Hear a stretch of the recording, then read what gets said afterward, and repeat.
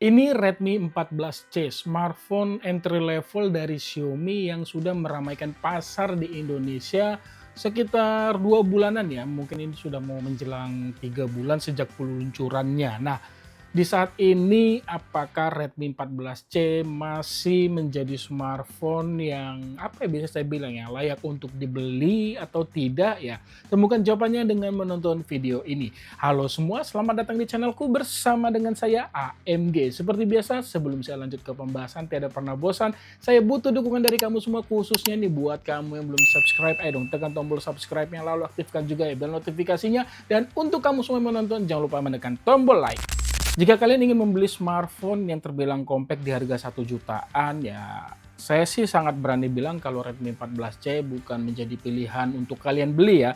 Khususnya buat kalian yang mungkin tangannya terbilang kategori kecil ya, ini buat saya kurang cocok. Ini dikarenakan Redmi 14C membawa bodi terbilang apa ya, bongsor juga bisa dibilang iya, nggak terlalu sih ya, tapi ini kurang compact aja dibandingkan kompetitornya ya, khususnya HP-HP keluaran Transsion Holding. Bobot HP ini juga kisaran 211 gram, bodi yang dibawa juga lumayan besar. Selama saya menggunakan HP ini ya jujur terasa kurang nyaman ya saat saya gunakan dengan satu tangan. Redmi 14C membawa bodi bukan kategori tipis ya, tapi nggak bisa juga dikategorikan tebal. Tebal bodi ini ada di angka 8,2 mm. Tapi yang bisa dibanggakan dari HP ini ada pada material kaca di back covernya. Mengenai finishing glossy yang dihadirkan nggak ada sih yang saya keluhkan, saya sih buat saya ini masih kategori bagus. Terkait pilihan warna, saya suka unit saya ini ya dibandingkan warna Starry Blue. Membuat saya terlalu rame aja sih untuk warna tersebut. Tapi bagian ini sih tergantung selera masing-masing. Mengenai fitur-fitur yang dibawa, Redmi 14C ini membawa port jack audio ya, NFC juga ada.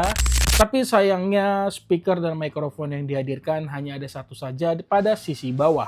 Kalau mengenai sensor sidik jari ada pada sisi kanan menyatu dengan tombol power. Mengenai responnya buat saya sih nggak ada yang saya keluhkan karena kategori termasuk cepat dan akurat.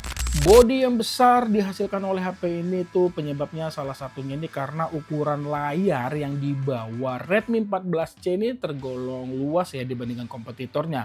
Di mana Redmi 14C hadir dengan layar 6,88 inch. Modelnya juga masih kurang kekinian ya karena masih membawa model poni-ponian drop-drop begitulah ya, bukan punch hole. Tapi kalau bicara kualitas layar selama penggunaan saya sih ini masih kategori nyaman dari sisi visual karena panel IPS LCD yang dibawa mampu menampilkan warna yang masih enak dilihat dan resolusi HD-nya ini masih mampu memberikan tampilan dengan ketajaman yang masih enak juga dilihat. Fitur-fitur layar yang dibawa juga nggak kalah keren loh, mulai dari refresh rate 120 Hz, membuat tampilan ini terlihat halus.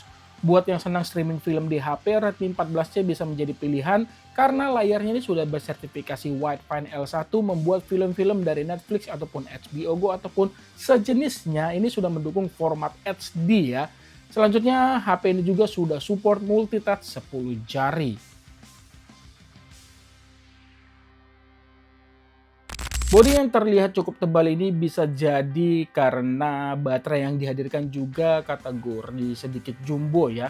Redmi 14C mengandalkan baterai berkapasitas 5160 mAh. Daya tahannya ya nggak perlu diragukan ya. Penggunaan yang sangat santai saya lakukan, daya tahan HP ini bisa bertahan hingga 3 hari. Dengan screen on time-nya ini 7 jam lebih menyisakan baterai sekitar 16%. Pengisian baterai juga standar untuk HP 1 jutaan dengan fast charging 18 watt. Membutuhkan waktu 2 jam mengisi baterai hingga penuh. Daya tahan baterai yang termasuk bisa diandalkan ini jelas ya memberikan pengalaman lebih bagi calon penggunanya karena ya akan mendapatkan waktu lebih lama dibandingkan smartphone di kelasnya itu masih membawa sekitar 5000 mAh.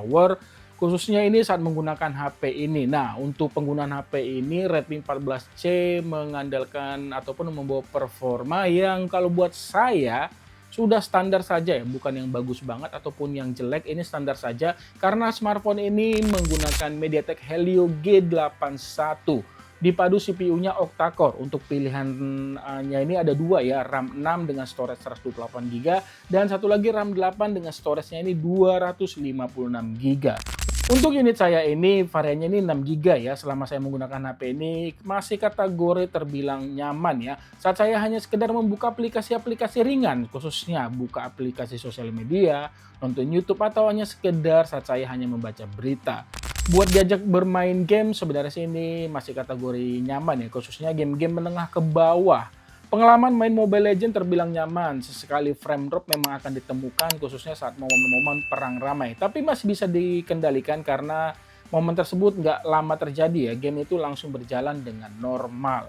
Untuk performa HP ini di saat digunakan untuk bermain game, kalian bisa tonton video gaming testnya yang sudah saya buat ya setelah menonton video ini. Nanti linknya saya sertakan pada kolom deskripsi atau ada di akhir video. Urusan mengabadikan momen, Redmi 14C membawa dual kamera di belakang dengan resolusi utamanya ini, kamera utamanya maksud saya 50 megapiksel, dan ada juga satu kamera depan beresolusi 13 megapiksel. Mengenai fitur yang dibawa, buat saya ini kategori standar saja. Tidak ada fitur slow motion dan mode pro ya. Tapi bicara kualitas kameranya buat saya untuk HP 1 jutaan ini kategori terbilang bagus. Di kondisi cahaya berlimpah, kamera Redmi 14C mampu memberikan foto dengan warna terbilang mendekati natural dan detailnya juga nih terbilang dapat. Kalau foto di kondisi cahaya seadanya atau mengandalkan lampu dalam ruangan juga demikian. Tapi bicara foto di kondisi malam hari, disinilah detailnya pasti hilang. Tapi yang saya suka itu warna fotonya ini masih terjaga. Jadi kalau buat saya secara keseluruhan, untuk kualitas kamera Redmi 14C masih kategori oke lah ya untuk HP 1 jutaan. Hasil perekaman video dari kamera belakang Redmi 14C resolusi Full HD 30 frame per second, dan di mana sini sebelum merekam kamu bisa mengaktifkan filter dan situ resolusinya masih bisa di Full HD 30 frame per second. Tapi kalau kamu mengaktifkan yang namanya beauty, resolusinya itu mentok di HD saja ya. Ya, kecepatan autofokusnya ya, seperti ini dia ya. Untuk kecepatan autofokusnya buat saya ini kategori bagus.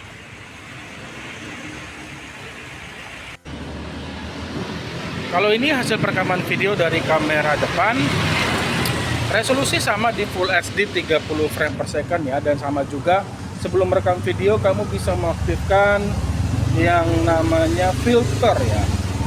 Jadi di filter itu ada dua pilihan sih, filter satu dan satu lagi LUTP Pro. Saya nggak tahu itu fungsinya apa, tapi kayak filter juga. Dan resolusinya masih bisa di Full HD 30 frame per second. Kalau mengaktifkan beauty dia di HD 720p. Dan seperti ini dia kalau membelakangi cahaya matahari. Oke, ya kurang lebih seperti itu. Dan ini dia contoh perekaman yang menggunakan LUTP-nya saya aktifkan. Nah, ini salah satu, bukan LUTP ya, LUT Pro ya, ini dia salah satunya. Dan saya aktifkan ini di Cinematic ya, ada 7 pilihan kalau untuk di LUTP Pro nya ya, kurang lebih seperti ini. Info tambahnya, Redmi 14C sudah menggunakan tampilan antarmuka HyperOS 1.0.1 yang berjalan pada Android 14. Fitur-fitur yang dibawa kategori cukup lengkap ya, seperti ada fitur screen recorder dan ada juga fitur game turbo. Sementara untuk fitur floating windows, kalau saya cari-cari sini nggak nemu, yang artinya absen di HP ini. Kalau mengenai update softwarenya, Xiaomi itu menjanjikan kalau Redmi 14 ini hanya kebagian 3 tahun update security patch ya. Kalau untuk update Androidnya saya nggak dapat info dan tidak diklaim oleh Xiaomi ya. Jadi ya ketika membeli smartphone ini, kalaupun nggak dapat update Android ya diterima aja lah ya. Oke, itu dia untuk mengenai info tambahan dari sisi software. Kesimpulannya, untuk harga jualnya Redmi 14C ini dijual di harga Rp1.499.000 untuk varian RAM 6, storage-nya 128GB, dan Rp1.799.000 untuk varian RAM 8, storage-nya 256GB. Nah, di harga jual tersebut saya sih masih bisa mengatakan kalau Redmi 14C ini merupakan smartphone yang masih kategori bagus ya, tapi tidak cocok untuk semua orang ya. HP ini sih kalau buat saya lebih cocok buat kalian yang memang senang mencari smartphone dengan layar lebih luas, terus daya tahan yang bisa diandalkan, lalu kualitas kamera yang terbilang kategori mumpuni dan performanya masih bisa diandalkan juga ya untuk penggunaan-penggunaan santai. Ya, beli atau tidak sebenarnya sih ini bisa saya bilang kalau kalian membeli smartphone ini nggak salah, nggak beli juga nggak salah. Dalam arti kalian nggak membeli smartphone ini karena ya saya akui di saat ini Redmi 14C ini bisa saya bilang apa ya, diserang HP-HP dari Transsion Holding, khususnya HP-HP Infinix dan HP dari Itel ya. Di mana di harga yang terbilang mirip-mirip, kalian bisa mendapatkan smartphone dengan performa lebih ngebut, terus durability-nya yang lebih bagus. Kalau menurut kalian bagaimana nih? Boleh ya untuk tahu pendapat kalian dengan menulisnya pada kolom komentar di bawah. Dan sepertinya itu saja yang bisa saya bagikan. Terima kasih banyak sudah menonton dan mohon maaf ya bila ada kekurangan di video ini. Jangan lupa like jika kamu suka video ini. Sampai ketemu di video saya selanjutnya. Akhir kata saya pamit. Bye.